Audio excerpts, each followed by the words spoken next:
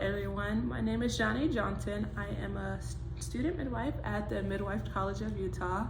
And for my assignment today, I have to conduct a Pelvimetry exam.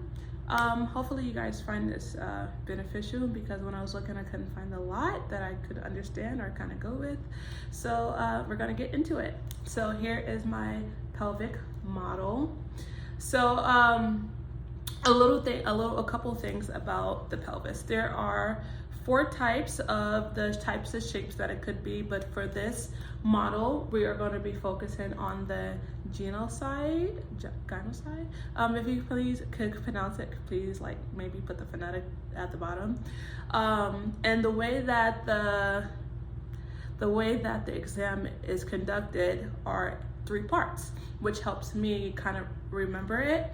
So it's inlet, and right now you are looking at the pelvis from a superior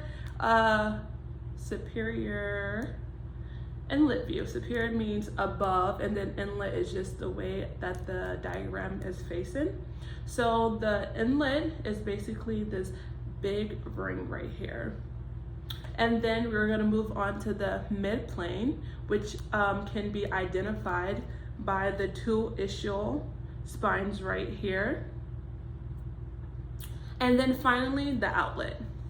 The outlet, it can be this whole ring right here, but the 2 identifying factors that you know that it is the outlet is the ischial tubucus area. Exam, we're going to be starting off in the inlet position, or examine the stuff more towards the inlet region of the pelvis, which is the diagonal conjugate. So basically we're going to take our exam fingers, which will be your middle finger and your index finger, and kind of diagonally insert it inside the pelvis. And here you are looking for the sacral prominency, and if you can, fingers can touch it and stuff like that. So here are my 2 exam fingers. I am just going to diagonally insert it and see if I can feel. So I can touch it a little bit. That just means I have longer fingers, and it also means that my finger's a little larger, but it's just barely touching. From my fingers to my bottom of my thumb, that's about a little bit more than 11.5. That's why I'm able to touch that sacral promontory area. Next part of this exam, we're going to be looking at the sacral shape, and basically taking those 2 fingers, inserting it, and rubbing back and forth on the sacrum of the sacrum, seeing what you feel in there.